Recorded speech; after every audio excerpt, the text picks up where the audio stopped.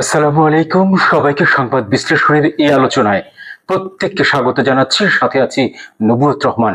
পরিবেশিত হচ্ছে পুষ্টিবাজারের সৌজন্যে। দর্শক, লন্ডন সফরকে ঘিরে প্রত্যেকটি দল বিভিন্ন মতামত প্রদর্শন করেছে। বিএনপি ছাড়া বাকি দলগুলো এই আলোচনায়, এই বৈঠকে সন্তুষ্ট হতে পারেননি। এনসিপি, নতুন দল জাতীয় নাগরিক পার্টি, তারাও এই আলোচনাকে ঘিরে নানান রকম বক্তব্য প্রদান করছেন, নানা রকম আলোচনা জন্ম দিয়েছেন। লন্ডনের সমঝোতা বিশদভাবে জানা বোঝার চেষ্টায় এনসিপি।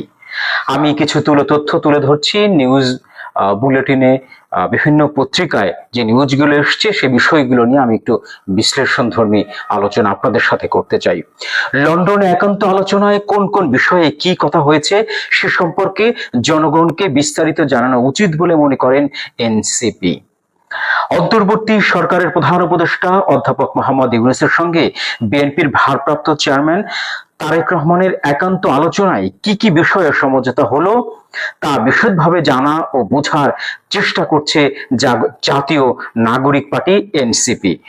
দুজনের একান্ত আলোচনায় কোন কোন বিষয়ে কি কথা হয়েছে সে সম্পর্কে জনগণকে বিস্তারিত জানানো উচিত বলে মনে করে দলটি।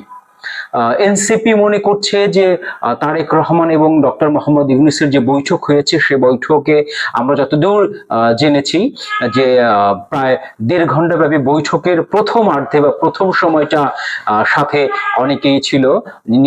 জাতীয় নিরাপত্তা উপদেষ্টা খলিলুর রহমান এবং বিএনপির স্থায়ী কমিটির সদস্য আমির খসরু মাহমুদ চৌধুরী এবং ডক্টর মোহাম্মদ ইউনূসের প্রেস সেক্রেটারি শফিকুল আলম উপস্থিত ছিলেন। কিন্তু পরবর্তী তারা কিন্তু এই কয়েকজন উপস্থিত ছিলেন না। শুধুমাত্র ডক্টর মোহাম্মদ ইউনূস এবং তারেক রহমানের সাথে একান্ত বৈঠক হয়েছে। এই বৈঠকে কি কি আলোচনা হয়েছে, কি বিষয় নিয়ে তারা কথা বলছেন, এই বিষয়টা কিন্তু বিএনপির তরফ থেকে এবং সরকারের তরফ থেকে কেউ খোলাসা করছেন না।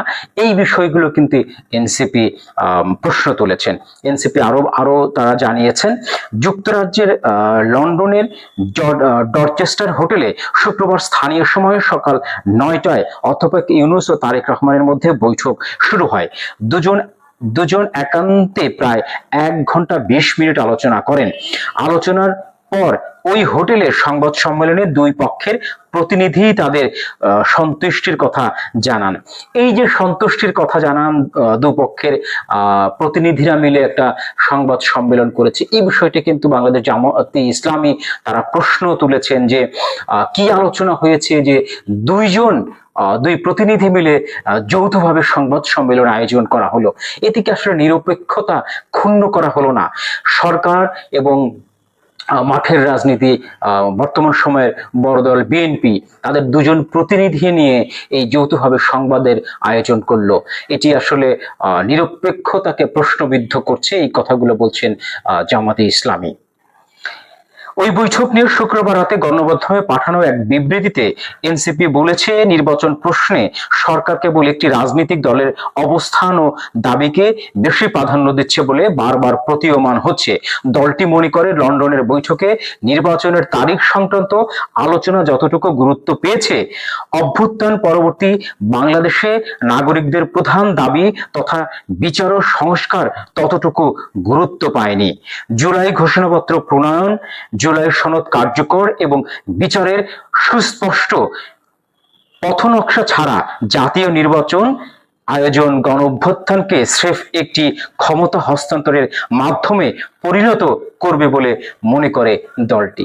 কথাটা কিন্তু কোনো অংশেই মিথ্যে নয়, বরঞ্চ অনেক অংশে সত্য যে যে দলটি বা যে ছাত্র জনতা এই গণঅভ্যুত্থানের একটি সূচনা করেছে এবং ফাইনালি তারা গণঅভ্যুত্থান ঘটিয়ে নতুন একটি সরকারকে সেই জায়গাতে বসেছে, আমাদের বর্তমানে অন্তর্বর্তীকালীন সরকার এর প্রধান ডক্টর মোহাম্মদ ইউনূসকেও তাদের পছন্দ ছিল, তাদেরকে নিয়ে এনে বসিয়েছে। শুধুমাত্র ক্ষমতার পালাবদলকে জন্যই কিন্তু তারা এই গণঅভ্যুত্থান করেনি। তাদের যে চাওয়া পাওয়া ছিল বৈষম্য বিরোধী বা এই অভ্যুত্থান যেন আবার না তৈরি হয়, স্বৈরাচার যেন আবার না তৈরি হয়, সেগুলো সংস্কার না করে, দেশ সংস্কার না করে আবার নির্বাচনের পথে হাঁটছে দেশ। এই বিষয়গুলো তারা আসলে চাইতেই পারে, কিন্তু এই বিষয়গুলো নিয়ে কিন্তু সরকারের পক্ষ থেকে বা বর্তমান সময়ের সবচেয়ে বড় দল বিএনপির পক্ষ থেকে কোনো কথা বলা হচ্ছে না। তাহলে কি বিএনপি শুধুমাত্র নির্বাচনের জন্যই এত আলোচনা, এত উৎফুল্লতা, এত আলোচনার বিষয়গুলো এখানে উঠে বা তুলে ধরছেন?